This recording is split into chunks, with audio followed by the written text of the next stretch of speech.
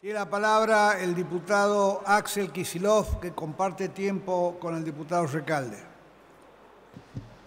Muchas gracias, señor presidente. Yo voy a hablar junto con el presidente de nuestro bloque, Héctor Recalde, justificando nuestro rechazo al proyecto y el dictamen de minoría que hemos presentado. Como vamos a compartir la presentación, voy a remitirme específicamente a las cuestiones económicas, en parte de contexto, en parte de esta ley y en parte de las futuras leyes que ya ha anunciado el Gobierno a través de los medios de comunicación que se dirigen en el mismo sentido. Señores diputados, señor presidente, sabemos que este es un Gobierno que ha tomado estos 14 meses para, de una manera realmente vertiginosa, deteriorar las condiciones de vida de nuestros trabajadores.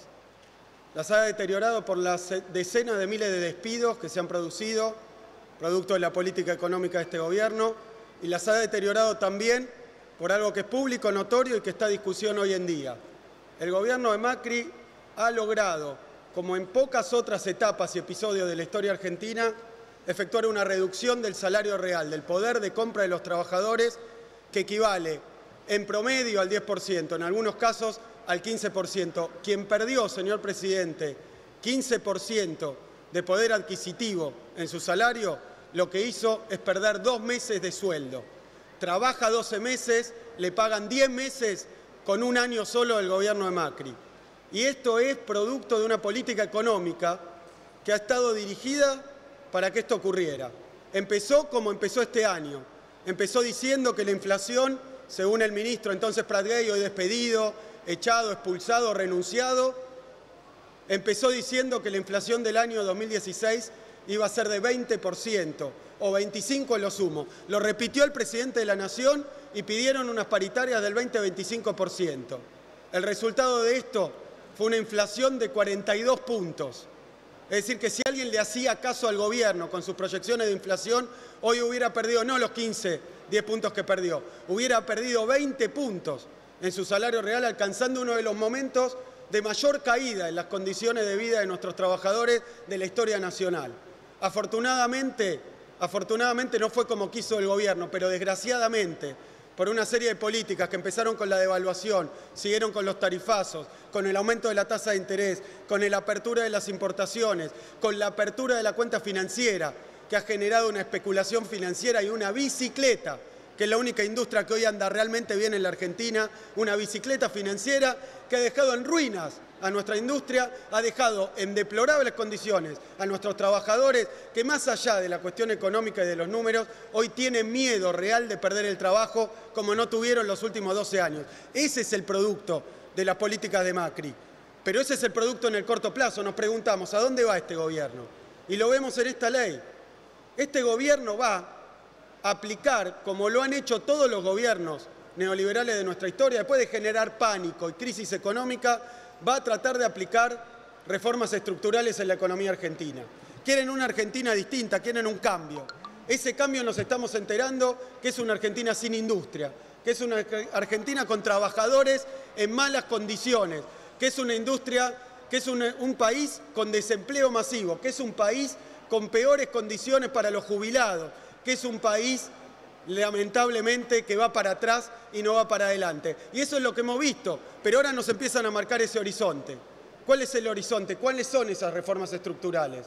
Evidentemente, y no lo digo yo, no es que lo sospecho, aparece en los diarios oficialistas, que este es el primer paso de una flexibilización laboral más amplia. No hay que ser conspirativo, no hay que ir a leer el consenso de Washington en donde se inspiran, o los planes del Fondo Monetario Internacional, está a la vista. Dicen que van a hacer las ART, después de las ART van a venir otras ideas para el blanqueo del trabajo, que siempre han sido políticas para bajar las contribuciones patronales, que es lo que nos llevó a la famosa ley Banelco y las otras leyes de la vergüenza para lo que ha sido un país industrial y con trabajadores dignos y que en estos 12 años hemos recuperado. Entonces, este es un paso directo a la flexibilización laboral. Y agrego algo más, porque que esto tiene que quedar muy claro, lo ha dicho el ministro Triaca. La idea de esto es dice él, terminar con la industria del juicio que no beneficia a los trabajadores. Pero ha dicho también cuál es su filosofía. Cuando hay un despido, lo que hay que hacer es comprender al empresario que despidió, no proteger al trabajador que fue despedido. Ese es el Ministerio de Trabajo que tenemos hoy. Así nos vienen a traer esta reforma laboral. Y lamentablemente se ha intentado mejorar el proyecto del Ejecutivo, pero nuestro bloque sostiene que esas mejoras que se han introducido han sido insuficientes. El espíritu sigue vivo. ¿Saben por qué? Y voy a datos económicos duros. Porque es mentira que haya un problema en rentabilidad de las aseguradoras, que el sistema esté colapsado. Es mentira, simplemente los datos duros dicen eso. Los datos duros dicen eso, porque dicen que de cada 1000 trabajadores y los 78 siniestros que sufren, solamente 11,5 van a juicio. Es decir, de 1000 trabajadores que aportan, 11 van a juicio.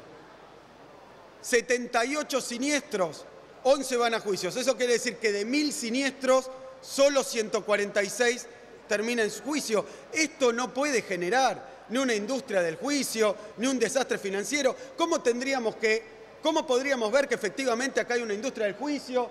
Estamos en un riesgo, está todo mal y hay que cambiarlo y hay que impedir que los trabajadores puedan ir a un tribunal a defender sus derechos. ¿Cómo lo podríamos ver con el sistema tal cual está? Y que las ART están en la lona, están fundidas. Quien tiene que pagar los juicios, la verdad que no tiene un mango más. Y es lo contrario de la realidad.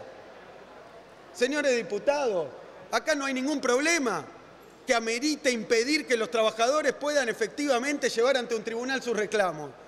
Si el problema es que precisamente no terminan cobrando, pocos terminan cobrando, son disuadidos, no pueden esperar, pocos terminan cobrando. Y esto se refleja en la rentabilidad y en esa cuestión de que no es cierto que haya un problema financiero, que haya un problema estructural del sistema que amerite una reforma que le dificulte, como va a explicar ahora Recalde, más al trabajador llegar al objetivo final, que es que cuando desgraciadamente ha tenido una dificultad, se le cubra esa dificultad que ha tenido. Eso no pasa, no estamos en esa crisis.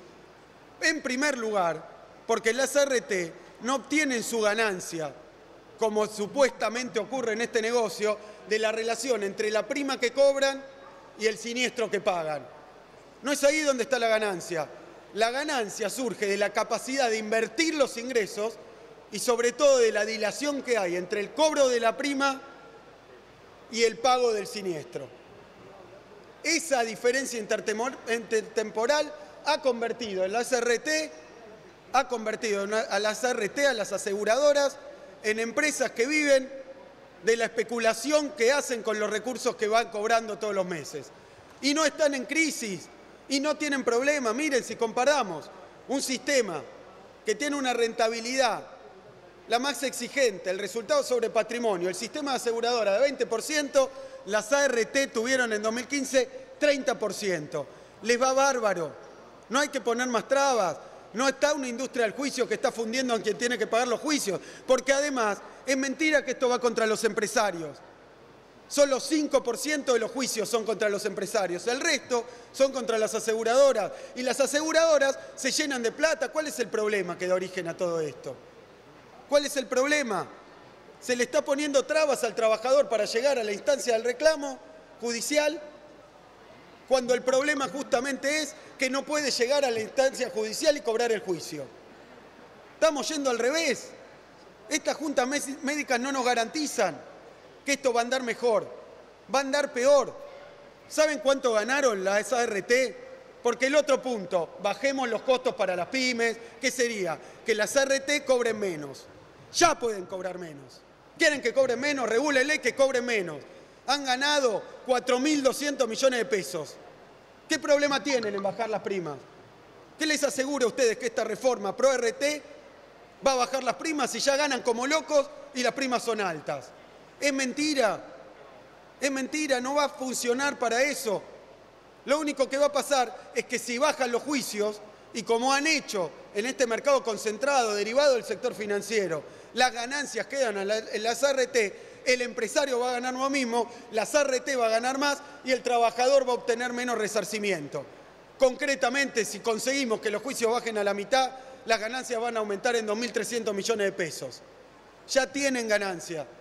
¿Las primas pueden bajar? Sí, pueden bajar, que bajen hoy. Regulen eso. No le pongan trabas al trabajador para que obtenga el debido respeto a sus derechos y el debido resarcimiento por sus desgracias. Muchas gracias. Continúa Recalde. Muchas gracias, señor diputado.